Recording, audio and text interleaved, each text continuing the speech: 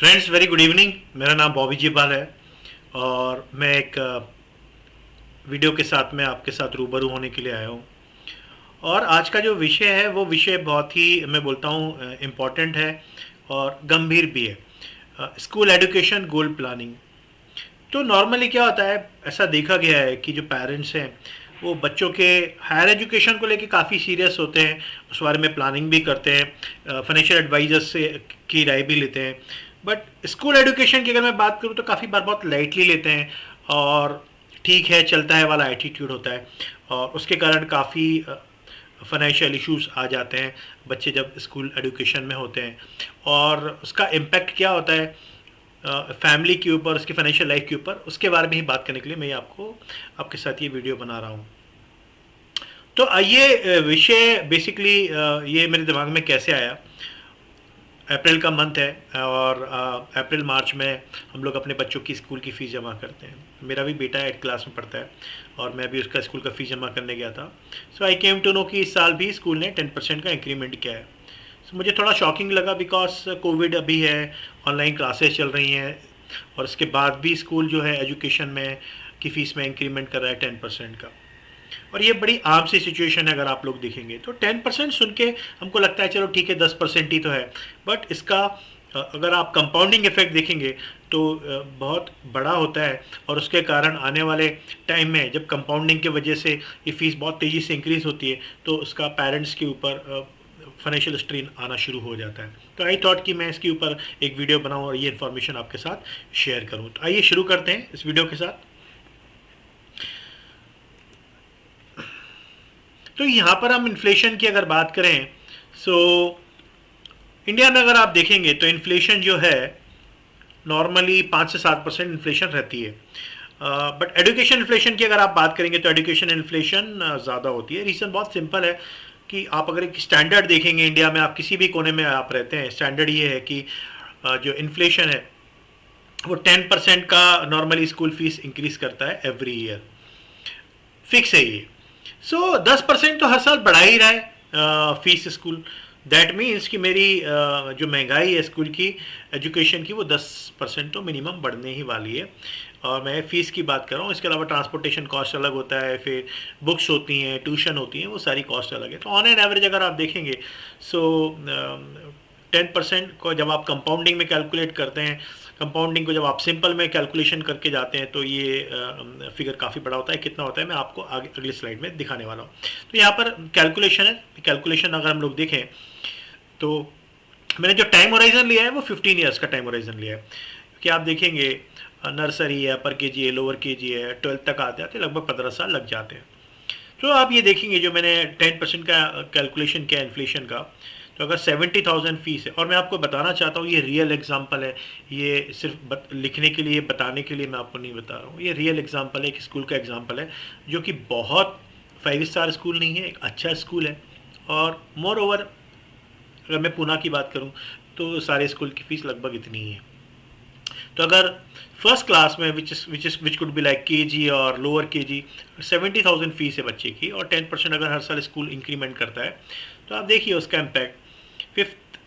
Fifth year तक ये बढ़ते बढ़ते 1,12,000 हो जाता है, 10th ईयर तक ये बढ़ते बढ़ते 1,81,000 हो जाता है, और 15th ईयर तक आते आते ये फीस हो जाता है 265, 2,65,824। आप सोचिए इस बारे में कि जो 70,000 का फीस था वो बढ़ते बढ़ते 2,65,000, और 15th ईयर में अगर आप देखिए 14th ईयर से 15th ईयर अगर में देखेंगे आप तो this is 2,92,000, it's almost 3 lakh rupees, whopping 3 lakh rupees. तो अगर पेरेंट्स ने इसकी अगर तैयारी नहीं की है तो इसका उनके उनके परिवार के ऊपर, बच्चे के एजुकेशन के ऊपर इसका बहुत एक नेगेटिव असर पड़ सकता है। तो अगर हम बात करें total cost of school education की इस एग्जांपल के हिसाब से, तो आ रहा है 22,24,071 रुपया। तो मैंने जैसे आपको पहले भी बोला था कि पेरेंट्स हायर एजुकेशन के बारे में प्लानिंग करते हैं, बट जो उनका स्कूल एजुकेशन उसके बारे में प्लान नहीं करते हैं। और आप देख सकते हैं कि there is a huge cost. अगर ग्रेजुएशन में इतना खर्चा आने वाला है, पीजी में आने वाला है, लगभग उतना ही या उससे ज़्यादा भी स्कूल एजुकेशन में खर्चा आने वाला है। और अगर इसकी तैयारी नहीं की है दैट मीन्स इश्यूज़ आने वाले, फाइनेंशियल इश्यूज़ आने वाले हैं। आइए इसको थोड़ा और बेहतर तरीके से समझते हैं हम लोग। तो अगर मैं बात करूं ऐसी कौन कौन सी मिस्टेक्स हैं जो पेरेंट्स ऐसी कौन कौन सी गलतियां जो पेरेंट्स कर देते हैं, राइट? तो हम लोग देखते हैं, ऐसा देखा गया है, जैसे मैंने आपको पहले बताया कि हायर एजुकेशन के बारे में ज़्यादा कंसर्न होता है और स्कूल एजुकेशन को इग्नोर कर दिया जाता है। अब सवाल ये आता है यहाँ पर कि जो रियल इन्फ्लेशन है वो कितना है। अगर हम देखें 10% हमने जो इंक्रीमेंट हो रहा है, उस 10% को अगर मैं सिंपल रिटर्न में कैलकुलेट अगर मैं करूं तो कितना होने वाला है, तो उसके लिए मैंने एक सिंपल कैलकुलेशन किया जो आप देख सकते हैं। 70,000 स्टार्टिंग फीस है, बढ़ते बढ़ते एंडिंग फीस, ये इन्वेस्टमेंट नहीं है, फीस के हिसाब से देखिए, फाइनेंशियल कैलकुलेटर में मैंने किया है 2,92,407, 15 साल का टर्म लिया है। तो अगर आप देखेंगे कंपाउंड एनुअल ROI आ रहा है 10% का, तो वो बिल्कुल सही है। अगर मुझे चेक करना है कि सिंपल इंटरेस्ट की तरह अगर मैं कैलकुलेट करूँ तो इन्फ्लेशन कितना बढ़ रहा है, तो इट इज़ 21.18%, 21% का महंगाई हो रहा है एजुकेशन के ऊपर, अगर मैं सिंपल इंटरेस्ट की तरह इसको कैलकुलेट करता हूँ। सो काफ़ी बार ये जो पॉइंट है हमारे दिमाग से निकल जाता है। तो आप देखेंगे अगर ये प्लानिंग करते टाइम अगर इन पॉइंट्स को अगर ध्यान में नहीं रखा है पेरेंट्स ने, तो कहीं ना कहीं इश्यूज आने वाले हैं उनकी फाइनेंशियल लाइफ में। इसको थोड़ा और समझते हैं हम लोग। तो कुछ सवाल हैं जो हर पेरेंट्स के दिमाग में होते हैं, और पहला जो सवाल है वो ये है कि if education inflation is 10% compounding then where should I save money. अगर 10% स्कूल बढ़ा रहा है हर साल फीस, तो भाई मुझे कहाँ पर पैसा बचाना चाहिए सो दैट जो भी ये गोल है स्कूल फंडिंग के लिए मुझे जो पैसे की ज़रूरत है वो पैसा मुझे मिल जाए, समय से मिल जाए और सही पैसा मुझे मिल जाए। पहला जो विकल्प है वो है आप 6% रिटर्न इंस्ट्रूमेंट में इन्वेस्टमेंट कर सकते हैं, लाइक FD है, डेट इंस्ट्रूमेंट है, या एंडाउमेंट पॉलिसी है। दूसरा विकल्प है आप 8% रिटर्न वाले इंस्ट्रूमेंट में आप इन्वेस्टमेंट या सेविंग्स कर सकते हैं, लाइक म्यूचुअल फंड है, पोस्ट डिपॉजिट्स हैं, बॉन्ड्स हैं। और तीसरा विकल्प है 10% plus return instrument like equity, mutual fund और यूनिट इंश्योरेंस पॉलिसी। तो अब अगर मुझसे पूछेंगे आप कि हमको कहाँ पर सेविंग्स करना चाहिए, तो बड़ा सिंपल है, इसके पीछे ज़्यादा आपको कैलकुलेशन नहीं करनी है। अगर महंगाई 10% से बढ़ रही है तो निश्चित रूप से आपको ऐसे इंस्ट्रूमेंट में इन्वेस्टमेंट करना चाहिए जहाँ पर रिटर्न भी एटलीस्ट 10% है, क्योंकि अगर आप 6% में इन्वेस्टमेंट करेंगे तो आपका रियल रेट ऑफ रिटर्न होगा -4%।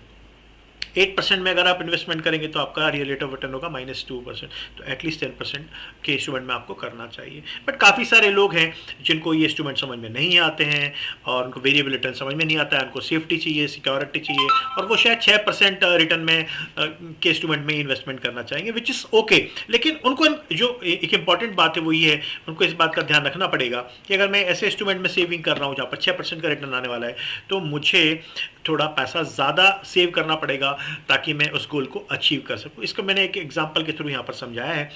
अगर एक गोल अमाउंट है 25 lakh rupees, time period 15 years का है, 6% वाले प्रोडक्ट में अगर मैं इन्वेस्टमेंट करता हूँ तो ईयरली इन्वेस्टमेंट आएगा 1,07,407 रुपीज़। बट अगर मैं ऐसे इंस्ट्रूमेंट में इन्वेस्टमेंट करता हूँ जहाँ पर रेट ऑफ रिटर्न 10% है, तो आप देखिए 1,07,000 की जगह जो इन्वेस्टमेंट होगा वो होगा 78,685 रुपीज़। तो ये निर्णय आपको लेना है कि आपको 6% वाले इंस्ट्रूमेंट में डालना है कि आपको 10% वाले इंस्ट्रूमेंट में डालना है। आपके सामने दोनों ही विकल्प यहाँ पर दिए गए हैं। तो अगर मैं कैलकुलेशन की बात करूं, जो एग्जांपल मैंने लिया था, ये 28,722 रुपीज़ का डिफरेंस आ रहा है। तो अगर मैं 6% वाले इंस्ट्रूमेंट में इन्वेस्टमेंट करता हूं तो मुझे 28,722 ज़्यादा देना होता है। तो 15 साल में मुझे टोटल अमाउंट जो ज़्यादा देना होगा वो देना होगा 4,30,830 रुपीज़। तो चॉइस आपकी है, निर्णय आपका है कि आप सेफ्टी चाहते हैं तो आपको थोड़ा ज़्यादा देना पड़ेगा, आप वेरिएबल रिटर्न में जाना चाहते हैं तो आपको थोड़ा कम देना पड़ेगा। अब दूसरा सवाल ये आता है कि क्या सिर्फ रिटर्न को ही ध्यान में रख के एजुकेशन प्लानिंग करना चाहिए? तो निश्चित रूप से इसका अगर मैं आंसर में तो आपको दूं, क्योंकि मैं फाइनेंशियल सर्विस इंडस्ट्री में बहुत लंबे समय से काम कर रहा हूं, और अगर आप जितने भी फाइनेंशियल एक्सपर्ट्स की राय देखेंगे उनकी भी राय यही होती है। निश्चित रूप से इंपॉर्टेंट है रिटर्न्स, क्योंकि अगर मुझे गोल को अचीव करना है जहाँ पर 10% की इन्फ्लेशन है तो निश्चित रूप से उसको बीट मुझे करना होगा।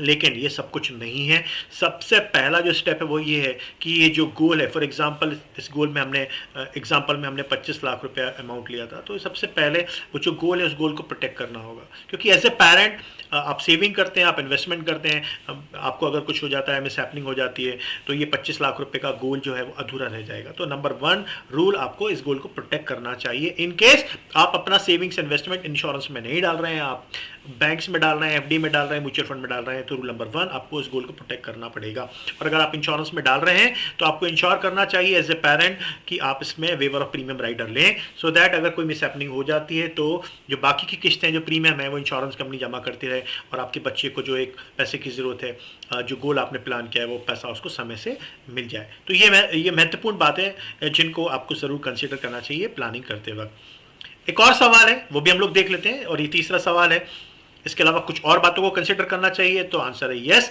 आपको ये भी ध्यान रखना चाहिए कि जो टैक्सेशन है उसको भी ध्यान रखते हो आपको सेविंग्स इन्वेस्टमेंट करना चाहिए। तो आप ऐसे इंस्ट्रूमेंट में सेविंग्स इन्वेस्टमेंट कीजिए जहां पर आपको मैच्योरिटी टैक्स फ्री मिले, या उसमें अगर आपको पूरा मैच्योरिटी टैक्स फ्री मिल रहा है तो वहां पर टैक्स कम लगे। तो विड्रॉल के ऊपर और आपको जो मैच्योरिटी मिल रही है या डेथ बेनिफिट जो आ रहा है टैक्स फ्री आना चाहिए। क्योंकि यहाँ पर मैंने एक उदाहरण दिया हुआ है, आप बैंक में अगर एफडी में पैसा डालते हैं 6% का रिटर्न है और उस पर टैक्स लाइबिलिटी आती है बिकॉज उसके अंदर 10/20 बेनिफिट नहीं होता है, और अगर आपके ऊपर 20% का टैक्स लाइबिलिटी आ रहा है दैट मीन्स आपके हाथ में जो आपको एक्चुअल में जो रिटर्न आने वाला है वो आने वाला है ओनली 4.80%। तो फिर आपको और ज़्यादा पैसा बचाना पड़ेगा, आपको और ज़्यादा निवेश करना पड़ेगा, तब कहीं जाके आप अपने गोल को अचीव कर पाएंगे।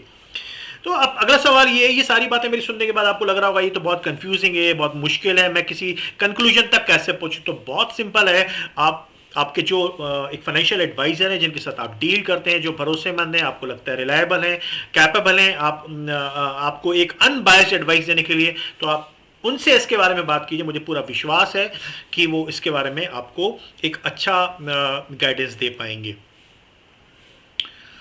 अगर जाने अनजाने में गलतियां हो गई हैं, इग्नोरेंस हो गया है, तो उसका एक परिवार के ऊपर और बच्चे की एजुकेशन के ऊपर क्या प्रभाव पड़ता है ये जानना बहुत ज़रूरी है। तो सबसे पहले अगर प्लानिंग नहीं की है तो निश्चित रूप से जो फंड्स हैं उनकी कमी होने वाली है। अगर प्लानिंग कर ली, एग्जीक्यूशन नहीं किया है, तो अगेन फाइनेंशियल डिस्ट्रेस आने वाला है, फैमिली के ऊपर आने वाला है, बच्चे के एजुकेशन पर आने वाला है। इनअप्रोप्रिएट सेविंग्स, मतलब जितना सेविंग करना चाहिए था वो नहीं किया है, थोड़ा बहुत किया है, तो अगेन जो गोल है उसमें कमी रहने वाली है। जो पैसा मुझे चाहिए था वो पैसा पूरा मिलने वाला नहीं है। इसके कारण क्या होगा, या तो मुझे लोन लेना पड़ेगा, again there will be a distress and there will be a liability, या मुझे दूसरे इंस्ट्रूमेंट से पैसा निकालना पड़ेगा। दैट मीन्स मैंने सेविंग्स करके रखा था, किसी और गोल के लिए मुझे वहां से पैसा निकालना पड़ेगा। ऐसी स्थिति में वहां पर उस गोल के साथ मुझे कॉम्प्रोमाइज करना पड़ेगा, मेरी सेविंग्स जो है वो खत्म हो सकती हैं। सबसे ख़राब जो इसका कॉन्सिक्वेंस है वो ये है कि हो सकता है कि आपको बच्चे के एजुकेशन के साथ में कॉम्प्रोमाइज़ करना पड़े, आपको वो स्कूल या कॉलेज में स्कूल में एडमिशन ना दिलाते हुए आपको किसी और दूसरे स्कूल में एडमिशन दिलाना पड़े। काफ़ी बार ऐसा देखा गया है, जो पेरेंट्स होते हैं वो अपने रिटायरमेंट का जो पैसा होता है, पीएफ है, पीपीएफ है, वहाँ से पैसा निकाल के बच्चों का एजुकेशन करते हैं, और रिटायरमेंट के बाद वो लोग कम्प्लीटली डिपेंडेंट हो जाते हैं परिवार के ऊपर, बच्चों के ऊपर, या फिर उनको काम करना होता है, और ये अच्छी सिचुएशन नहीं है। और आखिरी में एक कॉन्सिक्वेंस और है, जो कोई भी परिवार नहीं कर चाहेगा, वो ये है कि काफ़ी बार उनको संपत्ति भी बेचना पड़ती है। तो यहाँ पर मंत्र है कि सिर्फ प्लानिंग करने से नहीं होगा, आपको एक्शन भी लेना पड़ेगा। तो मुझे विश्वास है, मुझे उम्मीद है कि ये सारी जानकारी आपको पसंद आई होगी, और ये आपकी फाइनेंशियल लाइफ में इसने वैल्यू एडिशन किया होगा। आप इस इन्फॉर्मेशन को अपने पास मत रखिए, ज़्यादा से ज़्यादा लोगों के साथ शेयर कीजिए जिनके बच्चे हैं, छोटे बच्चे हैं, ताकि ये वो गलतियां ना करें और वो अपनी एक फाइनेंशियल लाइफ को ज़्यादा बेहतर बना सकें इस इन्फॉर्मेशन के साथ में। आप ये सारी ढेर सारी जो इन्फॉर्मेशन है, हमारा उद्देश्य है हम आपको फ्री फाइनेंशियल एजुकेशन दें और समय समय पर आपको एजुकेशन मिलती रहेगी। इसके लिए आपको क्या करना है, आपको एंड्रॉयड प्ले स्टोर से आपको let's talk money app download करनी है। यूट्यूब पे चैनल है फाइनेंशियल निर्वाण, आपको उसको फॉलो करना है। फेसबुक पे हमारा पेज है फाइनेंशियल निर्वाण के नाम से, इंस्टाग्राम पे हमारा पेज है फाइनेंशियल निर्वाण के नाम से। इस सब जगह आप हमको फॉलो कर सकते हैं और आप अपनी मोबाइल में एप्लीकेशन को डाउनलोड कर सकते हैं। आपने इस वीडियो को बहुत ध्यान से देखा, सुना, और मुझे पसंद है, आपको इन्फॉर्मेशन पसंद आई होगी। आपने जो समय निकाला उसके लिए मैं आपको थैंक यू बोलना चाहता हूँ। जल्दी एक और नए वीडियो के साथ आपके साथ मुलाकात होगी। Thank you.